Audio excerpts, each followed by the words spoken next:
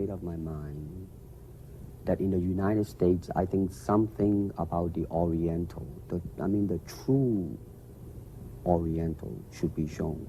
Hollywood sure as heck hasn't. You better believe it, man. I mean, it's always that pigtail and bouncing around, chop, with the eyes slant and all that.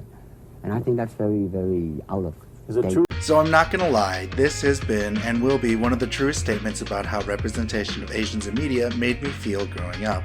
I think that Bruce Lee was a pioneer for representation of Asians in American media, which makes the next thing I'm going to say a little bit sad because this interview came out in the 1970s and we really didn't get the true representation of like Asian Americans or the true Oriental, as Lee would say, until about 2015.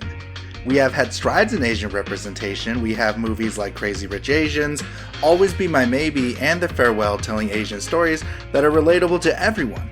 As well as we have television series like Fresh Off the Boat and Kim's Convenience telling immigrant stories in the eyes of both first and second generation families and the conflict that they face because of this generational gap. But something I feel like we need more of is Asians in America throughout history because they've been there for most part of American construction. And one series that does this is the show on Cinemax known as Warrior. Created from the lost writings of Bruce Lee, in that same interview in the beginning I posted, he talked about how he was in talks with Paramount and Warner Brothers about producing this show known as Warrior, with a kung fu master set in the Wild West in an episodic format. That sounds oddly familiar, right? That's because it's the same plot for the show that appeared a year after this interview called Kung Fu starring David Carradine. So, this is part where I do not want to go into accusations of plagiarism, but what I do want to point out is that there were some talks from executives of Bruce Lee not being sellable because he was short, an Asian man, and has an accent. Which is weird because the show is about an Asian person in the Wild West, but okay, that's fine. It was the network television in the 1970s, so the golden rule was, white is right. This is by no means a jab at David Carradine, he was just doing a job, and how he got the job was kind of a funny story. He went to the audition high as hell, and so the network execs thought he was so zen.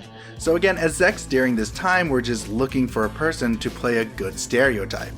Sorry, I don't mean to beat a dead horse since the last 3 videos now have talked about this kind of stuff when it comes to Asian representation, and I know the environment at the time was very different to the environment we have now, whether the accusation of plagiarism is true or not.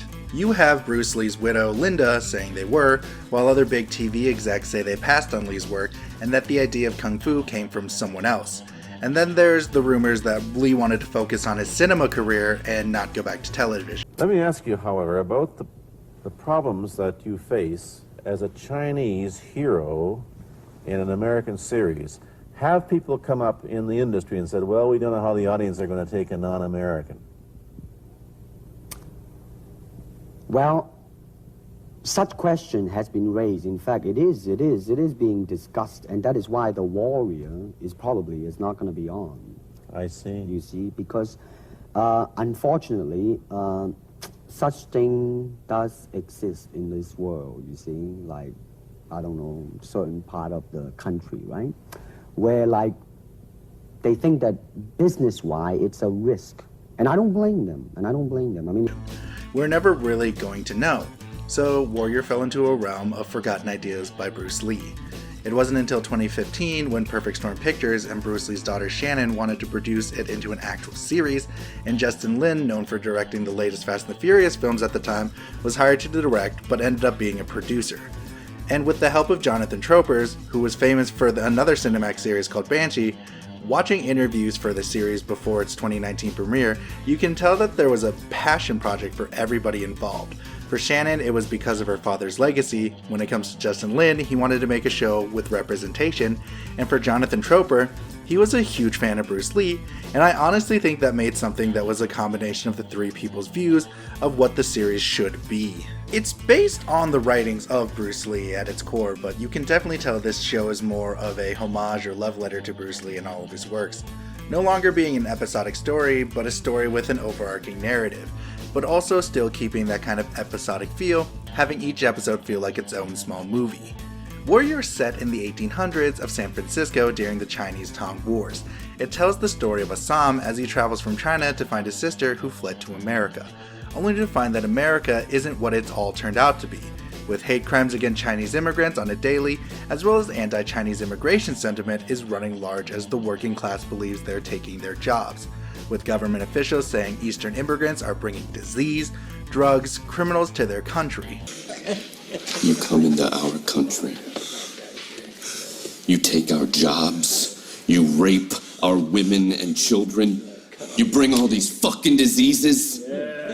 You got those sneaky fucking eyes. I'm getting kinda deja vu.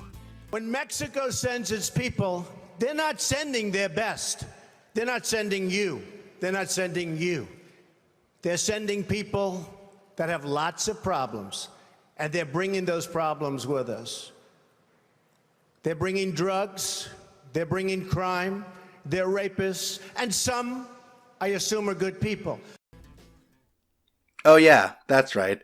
And now, before someone says, this is an over-exaggeration for entertainment's sake, I feel like a lot of people will try to say that they're sticking views and ideas of modern times in this setting that never existed, and this anti-immigrant sentiment didn't exist back then.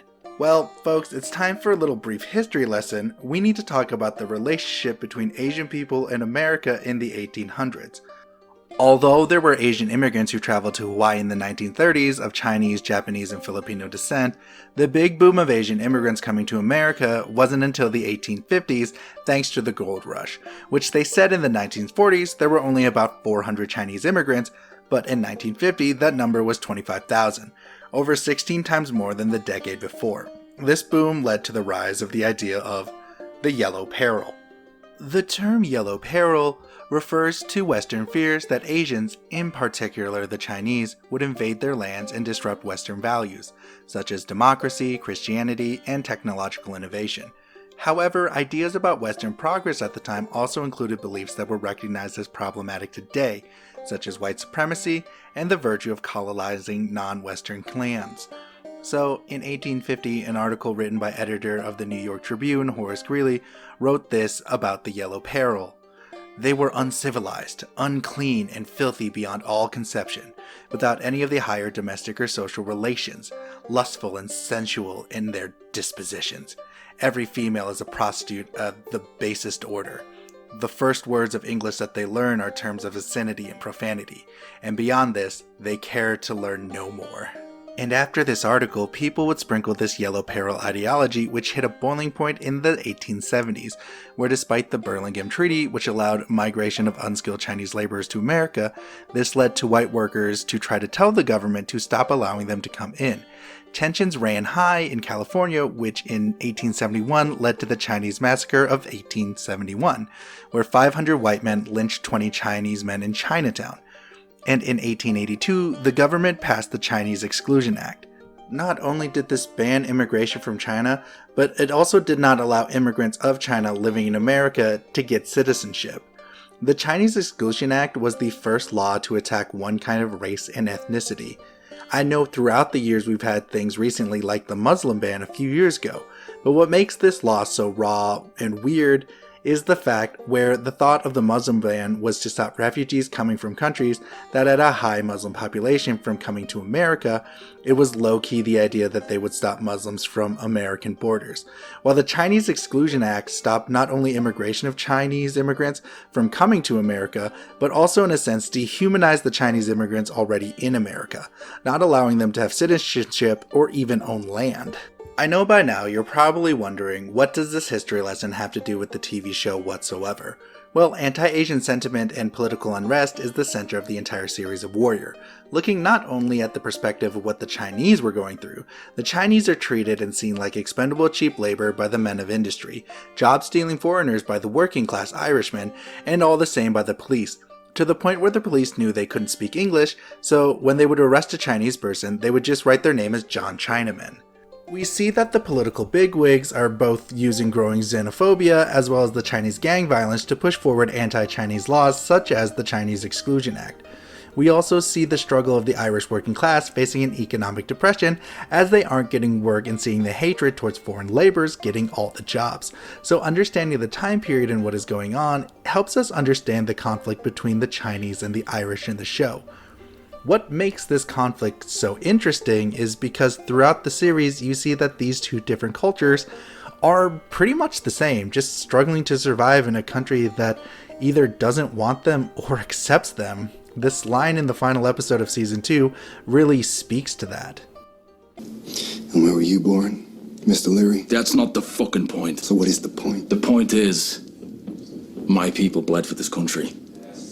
Your people are bleeding it dry, like fucking pestilence. Your people came here for the same reason we did.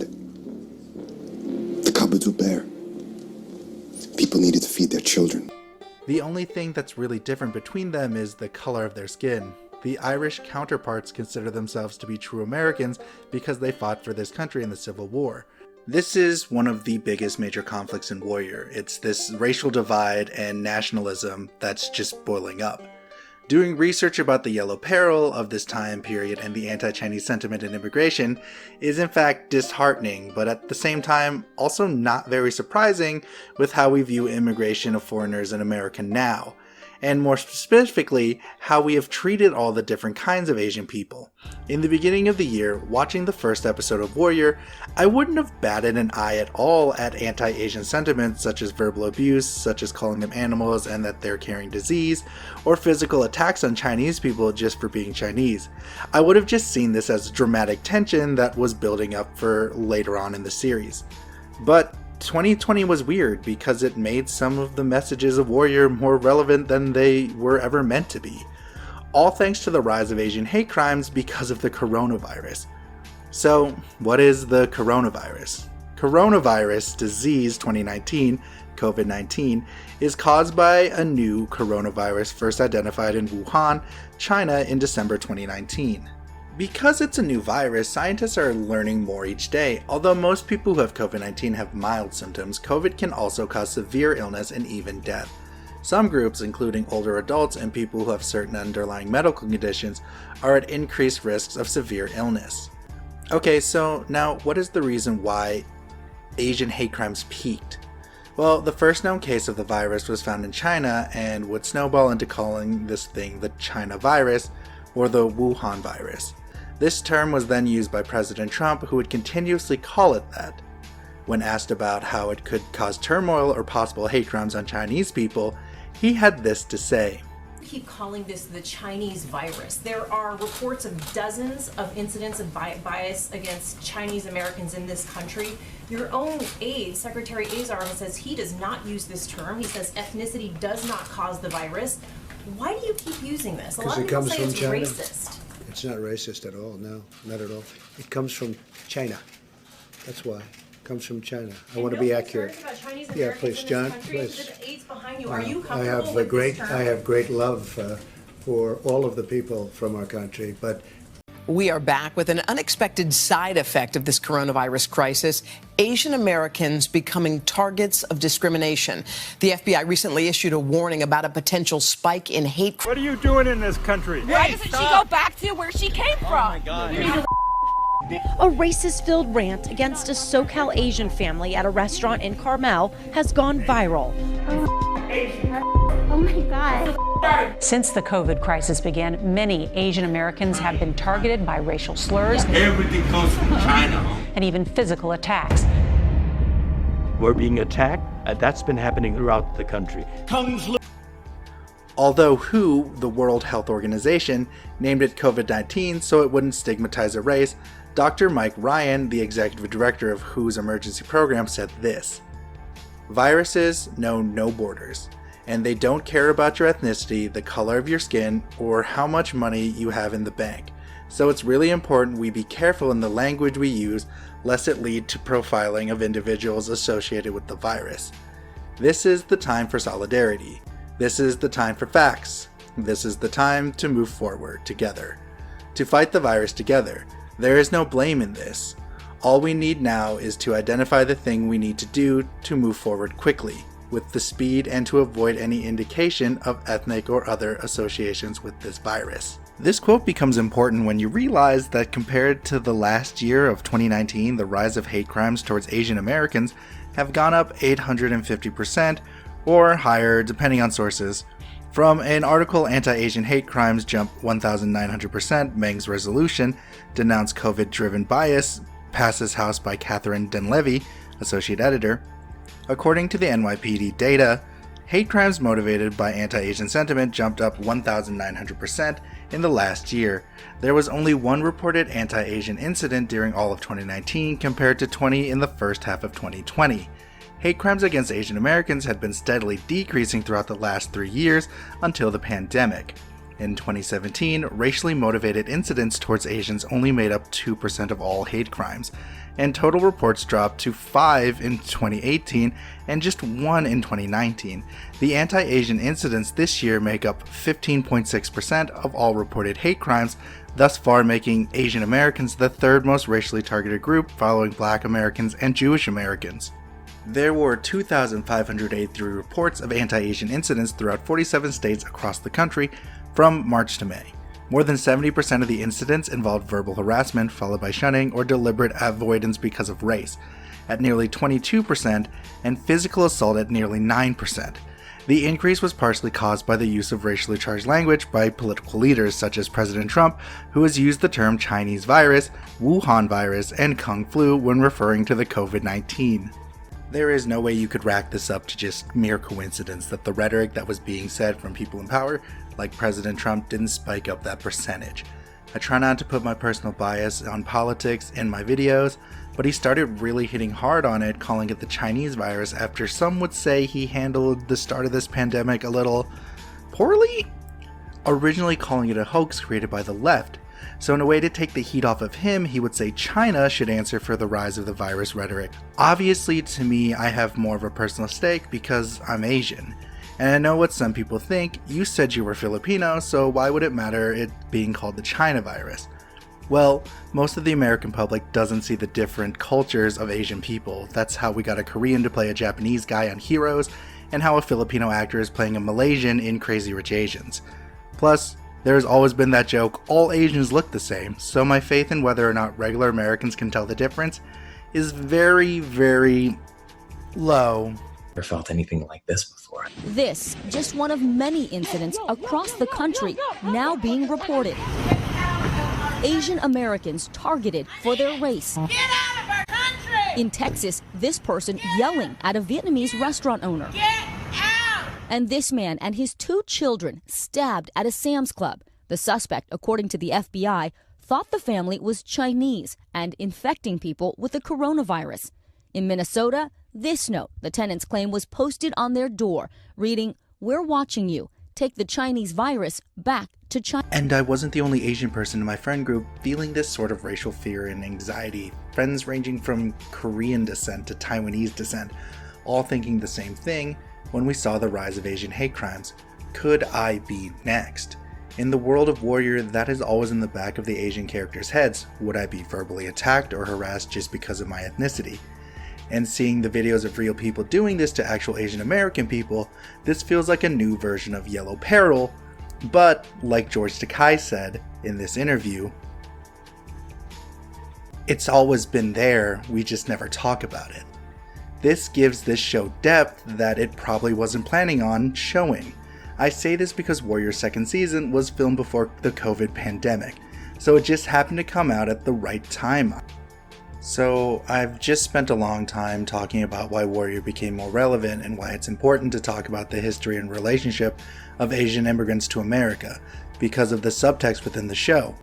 And I don't want to just be all mopey and down about everything, because there's a lot of cool things about Warrior I want to talk about besides this that makes it important. I find Warrior to be fascinating because I've been on a real historical fiction kick lately, so besides learning about the Yellow Peril and the Chinese Exclusion Act and how it's reflective of today, I learned about infighting within little Asian communities in this city known as the Tong Wars. Tong War, any of several feuds carried on in US cities, examples San Francisco and Los Angeles, between gangs of Chinese immigrants or their descendants. These gang wars spanned a 70-year period beginning in the 1850s and continue until the 1920s. The term Tong, meaning a hall or meeting place, came to be used by the white population in the 1880s, usually to refer to as secret societies or fraternal organizations that were involved in illegal activities such as opium trade or gambling. Originally, Tongs were different merchant groups like fishermen, craftsmen, and other people, and they used it as a way to help protect each other from the attacks of white Americans, as well as keeping each other in check. But soon became actual gangs extorting money from their fellow Chinese for protection, as well as selling drugs, the main one of course being opium. The Tongs were unique when it came to gangs because the uniqueness of their foot soldiers, who were commonly known as hatchet men. As the name implies, their most iconic feature is they carried hatchets. Tong wars were mostly scuffles when it came to women, or to keep face as a way to show they're the strongest.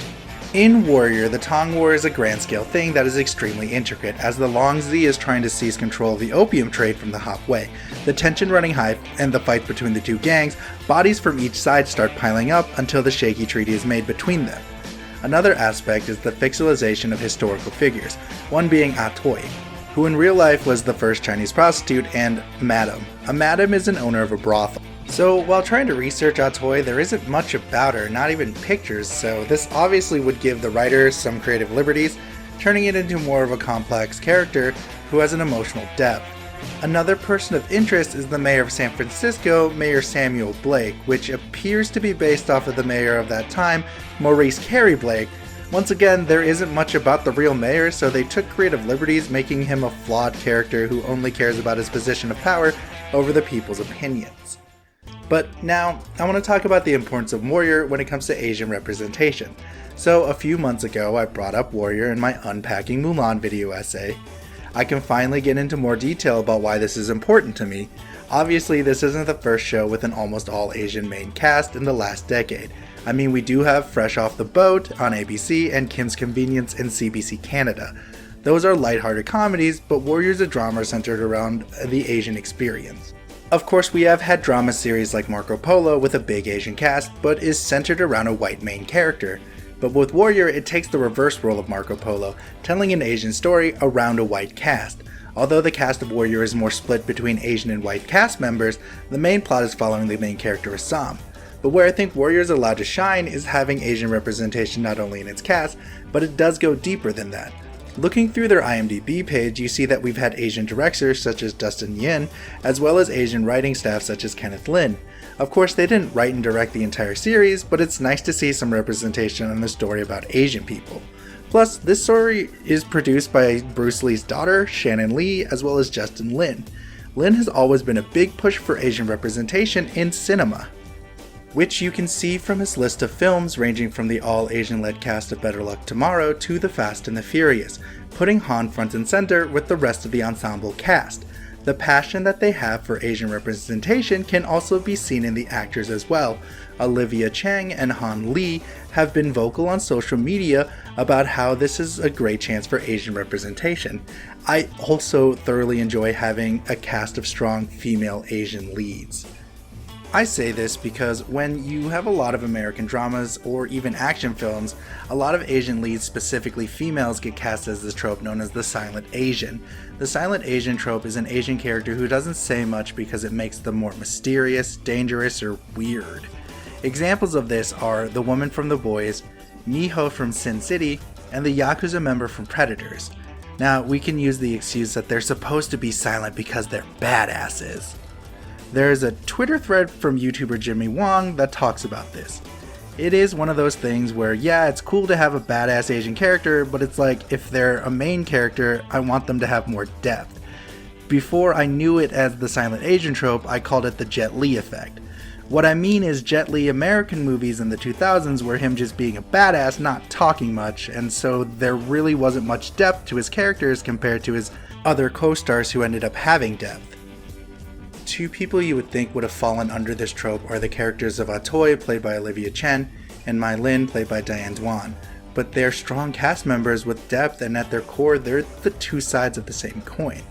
Women who, before the series started, had to struggle to get up in a world that was already hard for Chinese men, let alone for Chinese women. They're strong females who have clear goals, and not only that, they don't play the silent Asian trope, but they manage to make the femme fatale trope a little bit more interesting. They don't use sex to gain power for the most part. Like, yes, Ah Toy is a brothel owner, but her sexuality isn't a defining trait on showing how strong she is. Instead, they show her being fiercely loyal to people she cares for and being an expert martial artist. While with Mai Ling, she's cunning and smart, making alliances and using her words to talk. Their sexuality for the most part is never used to define them, or if it is, it's on their own terms, which for strong women characters, I find that very refreshing. Not only that, but there's always the trope where two women have to be catty towards one another, and when they first interact with one another, it seems like it's exactly that way. But when they have to save each other's lives in a later episode, they sit and talk about that nature. It's not being catty, but because the way the world works for women in Warrior, showing any kind of weakness could be detrimental to what they're trying to hold dear. We may not like each other, but today we're Chinese and they're not, and that's all that matters. If we lived it tomorrow, we can go back to the luxury of our own agendas. I didn't have an agenda. I think I just convinced myself I didn't have any other choice. Neither of us did. Not if the only other option was submission. We had to fight. I like this because this scene is a moment of vulnerability that we wouldn't get to see ever in the series, because the wall they have to put up in this unkind world. Watching these two characters actually make genuine connections with one another is nice. But then you also realize that after all this is all over, it's business as usual. They'll go back to being enemies after the major threat to them is gone. And there's a certain sadness to this, knowing that in different circumstances, these two could have been friends in some way or another. Although, I do want to point out, there is a silent Asian trope character who is under Ah Toy, who helps her in Season 2 take revenge against people attacking Chinese people. She doesn't speak because of trauma, it makes sense for the story, and they give kind of a reason, but take that as you will. So we've gone through why Warrior is relevant, because of the social issues going on right now, as well as what makes it a good Asian representation. Now I just want to talk about why Warrior is such a good show in my opinion. I'm in love with westerns. More or less, I love western aesthetics in media, shows like Trigun, Into the Badlands, and Cowboy Bebop, to films like The Good, the Bad, and the Ugly, and Logan. When Bruce Lee thought of Warrior, he always wanted it to be a western, and when asked why he chose the Wild West, he said this. They think that western idea is out, But whereas you would you want to do the western, eh? I want, because you see, I mean, how else can you justify all these punching and kicking and violence except in that period of the West? I mean, in nowadays, I mean, you don't go around on the street kicking people or punching people, because if you do, that's it. I mean, I don't care how good you are. Which makes sense because it gives you a better story reason to use martial arts or have bigger fight scenes. The vibe of westerns is also in the characters themselves. They're all morally ambiguous. Most of the main characters aren't good, nor are they bad. The actions they do is because they want to survive. The main character of Assam is just trying to survive in a place that he knows doesn't want him. Originally to bring back his sister, only to find out his sister changed her name to Mai Ling and is running a rival Tong. But Assam is unique because he's able to speak English and Chinese. When he shifts from speaking Chinese to English in the first episode, everyone is all surprised. You think you can take me on? That's the wrong question. Oh yeah? What's the right one?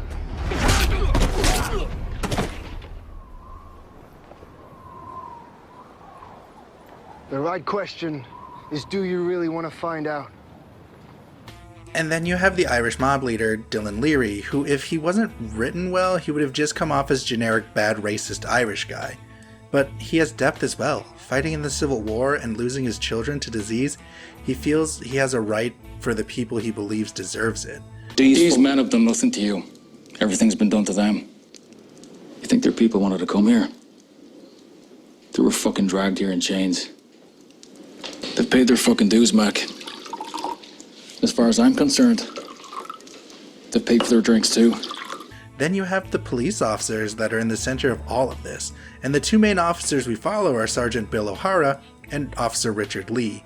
Bill sees Chinatown as a lost cause and tries his best just to keep some sort of peace. That means under-the-table bribes and corruption, but deep down inside he wants to do the right thing, but he doesn't really know what that is. While Officer Lee at the start is a bright-eyed Boy Scout, but has somewhat of a shady past being a Southern boy. People don't trust him because of its post-Civil War era.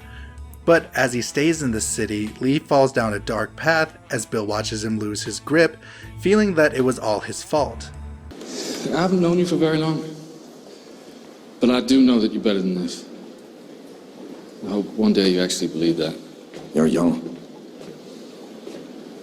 But maybe it's not because you're young, maybe it's just because you're a better person than me. Either way, we need you here. I need you. Don't quit. Not now. Another way they keep this Western vibe is through the music. It's got that twang you'd hear in a Western film, but also manages to make it a bit modern, putting a bit of a hip-hop twist to it, making it feel unique. I would say it's something similar to how they managed to do it with jazz and Cowboy Bebop. There are even 2 episodes that are specifically built on the foundation of a Western plot that makes it feel like watching mini movies, which leads me to talking about how each episode feels like a little movie. Because although each one of these episodes leads up to the overarching story, they also feel like their own thing, because they always seem to just be going through the lives of a handful of the main characters at one time. One episode I am super impressed with is in Season 2, Episode 6, To a Man with a Hammer, Everything Looks Like a Nail, where at first glance you think this is just going to be an episode all about a martial arts tournament, but it ends up becoming a Western-style story of revenge. The woman Assam is helping kills the man who killed her father and stole his land. But within this episode, you see Assam wrestle with what does it mean to truly be free. He could run away and be with this woman forever, never having to return to his past life of crime and violence. And that idea stays with him until it's unceremoniously ripped away from him right before his eyes. So I guess this is goodbye. It doesn't have to be. You don't have to go back. Leaving that sense of possible change gone forever. The second episode I want to bring up that feels very much like its own story is John Chinaman, where Sam is arrested after saving a woman and her Chinese valet from drunk Irishmen, but he isn't arrested for the assault, but because he's Chinese and has an axe on him, making him the key suspect to a murder that happened a few days ago. But the internal politics is Leary wants Assam dead before the trial because he knows the judge isn't going to convict him because there's a lack of evidence. So Bill lets in Leary's goons to fight off Assam, and Assam takes them down one by one, surviving the night before the trial. Also in this episode, Bill finds out Assam can speak English, and they have themselves a heartfelt, honest talk about the only thing that makes them truly different is their skin color, and if he wasn't Chinese, he wouldn't be in jail right now for a murder he didn't commit. The only reason I'm in here is because my skin is a different color than yours. Your skin is not the reason you were arrested. I think you know that it is. Just like you know it's the reason they'll convict me.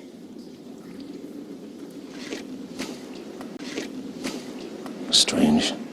The way you can talk. If I close my eyes, you could be anyone. This episode really does flesh out how everyone in this world is treated and how everyone in this world thinks. The writing and the world building of Warrior is also very fun and well written. I mean, you had the outline of Bruce Lee as well as being written by Jonathan Troper, but it's in the interactive world and the very interactive Chinatown. The Tongs are very unique. The Hopway are these nice suit-wearing gangsters, then you have the Long Z, who have more of traditional Chinese garb and hairstyle, and then you have the Feng Hai. These guys are my favorite design Tong because they think they're descendants of Genghis Khan, which makes them look more unique with tattooed faces, their clothing, and how they fight. Not only are all the Tongs different for the most part, the main Tongs we follow all do different things. The Hopway work with opium trade, and the Feng Hai run gambling chains. The most interesting part of Warrior Town is the neutral territory and the character known as Chow. He does everything from giving information to the police and other Tongs, as well as selling weapons to them to fight each other. He's one of the most unique parts of Chinatown because, in a sense, he's the neutral turf that no one really messes with. The dialogue in Warrior is fascinating. I don't mean it's compelling or dramatic or anything like that, but how they're able to transition from Chinese to English. So I said Assam speaks both English and Chinese. My favorite thing is what episode 2 does. You hear Assam and Young Jun speaking Mandarin, but it's at a back shot, and when they turn the camera to face them, it starts shifting to them speaking English.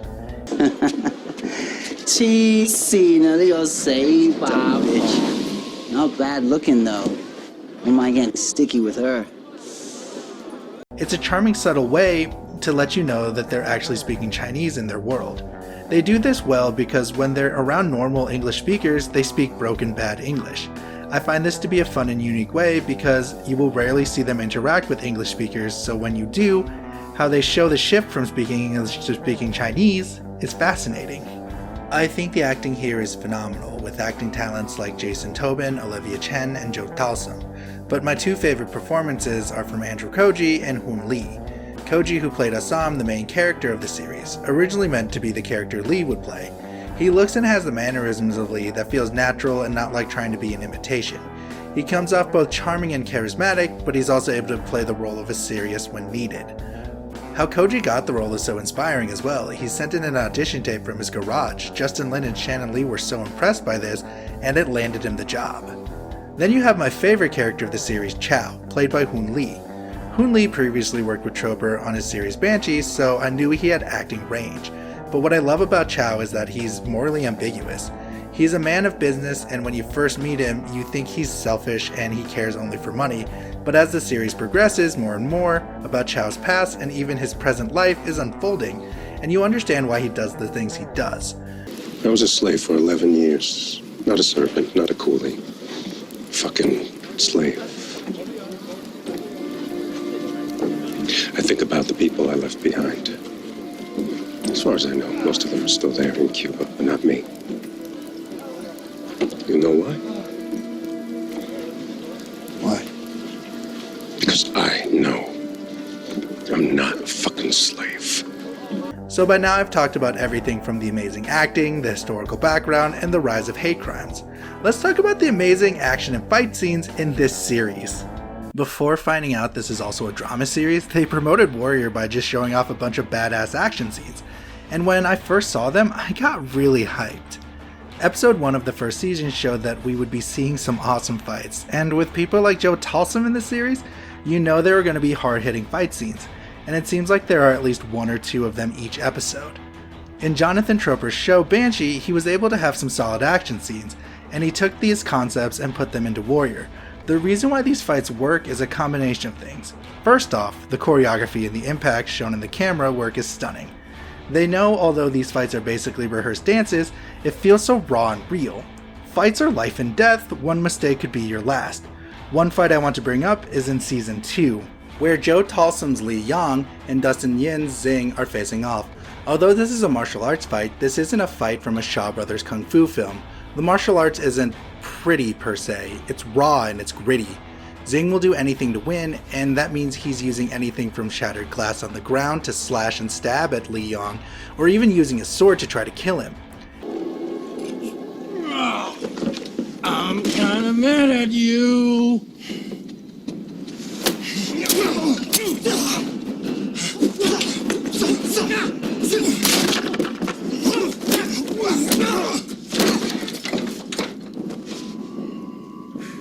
And you can see this when they zoom into the impact of the glass into the skin and the sword slashes.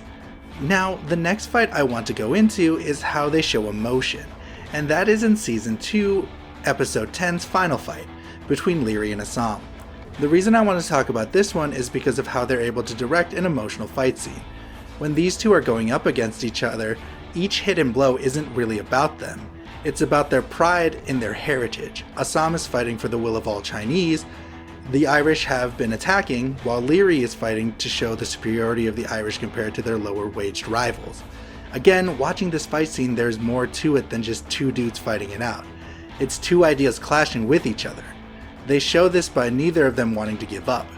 Even though they should be giving up, neither one of them will bow to the other.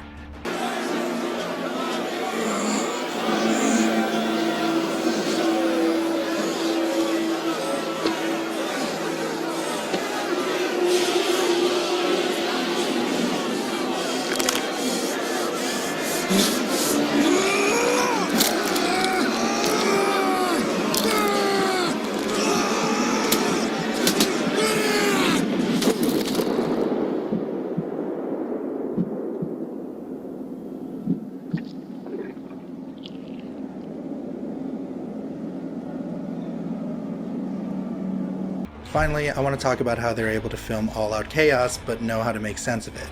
and I'm going to use the example of Season 2, Episode 9, where it's a huge riot through Chinatown. From the outskirts, it looks like utter chaos. They basically only did one take of the entire thing. Parts of the episode feels like a war film as you follow a police officer trying his best to stop the Irish from tearing up Chinatown.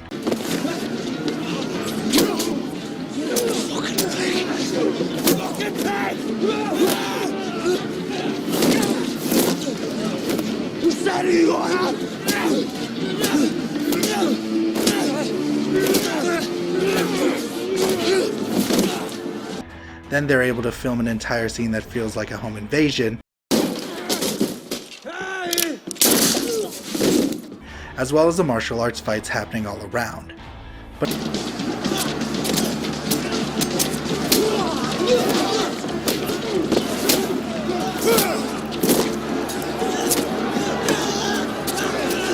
at the same time, with all this hectic violence is going on, they were able to have scenes of innocent people reacting to the carnage, in fear and sadness, and even having a long-form shot of a scared child.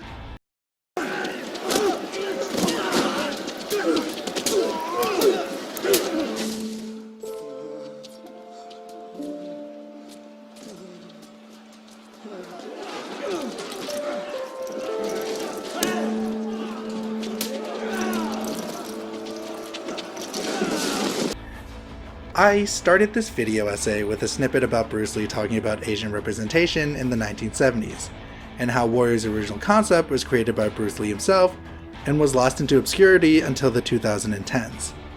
I think Warrior is a perfect love letter to Bruce Lee. Balancing being a homage and not an imitation, you can tell that they want to show the love of Bruce Lee in small ways. Of course, Assam looks like Bruce from his hair and mannerisms, even being part American. The most fan-servicey scene I can think of is when he uses nunchucks in the Season 2 penultimate episode, and there really wasn't anything leading it up to him using it. They never showed him using anything similar to it.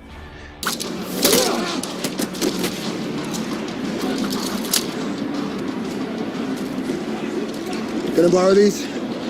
They're even able to make a homage to Enter the Dragon without being a ripoff in the episode To a Man with Hammer, Everything Looks Like a Nail. Assam is trying to make money in martial arts tournaments against different types of fighters, even doing the Bruce Lee chest jump from Enter the Dragon, as well as having some episodes being named after Lee's films like Enter the Dragon and The Chinese Connection. I think the first season Warrior is a fine season. It suffers from a few things here and there, but like most first seasons, they're trying to find their footing. But when the second season premiered this October, it was able to actually find itself. It amped up the action, the drama, and the writing, and the idea where they wanted to go. Unfortunately though, in the beginning of the year, Cinemax decided to no longer create original series for their channel, even though Warrior was reviewed well and had a bunch of positive reviews. So when I watched the last episode of Season 2, I was sad to know this might be it. We are left with so many questions and a cliffhanger for our main characters. There has even been fan outcries with petitions from both the fans and the actors trying to save Warrior. But there's been articles saying that Warrior will be going to HBO Max streaming service, so a lot of people have been asking HBO to bring back Season 3. As much as I would like that, I highly doubt they'll pick it up. But I will always be proud of being able to see a rise and renaissance of Asian representation, with shows like Warrior pioneering roles for Asian actors. Although we might not see Season 3 of Warrior, we have 2 seasons of it that we're able to enjoy. Last year when I saw the first trailer of this series, I was just excited to see something inspired by Bruce Lee. I had no idea that Warrior reflected things we were seeing today with the rise of hate crimes against Asian Americans, and the impact of the idea of Yellow Peril. Originally I was just gonna write about Warrior because it was just such a good series. And like I said in my Harold and Kumar video, I like to look at media that you wouldn't expect to get something out of, like talking about relationship and views of Asian Americans today. I don't think of it as raking up dirty past of America or anything like that. I just think if we're able to see what happened in the past, maybe we can be better with our futures, and Warrior does that for me. It shows a history and perspective of a minority group that we never think of during the Wild West, but like everyone else, helped build America. There are so many things I can take away from Warrior, and I think the most important thing is compassion. Understanding people even though they're different from you, whether it be race, religion, sexual orientation. I think the only way there will ever be change of any sort is through conversation. It's not about dwelling in the past to make people feel guilty. I think it's about understanding our past and figuring out how we don't repeat it and be better. This is the reason why Warrior is important. Hey guys, thanks for watching. This took a little bit longer, but I'm super happy how this turned out. This is the last video of the year, and I hope it ended with a bang. My goal is to try to do more experimental video essays in 2021, but follow me on Twitter, and if you want to support me, you can do it on Patreon. Or just liking, sharing, and subscribing helps as well. But as always, keep on keeping on. And guys, whatever you're going through, you've got this. See you next year.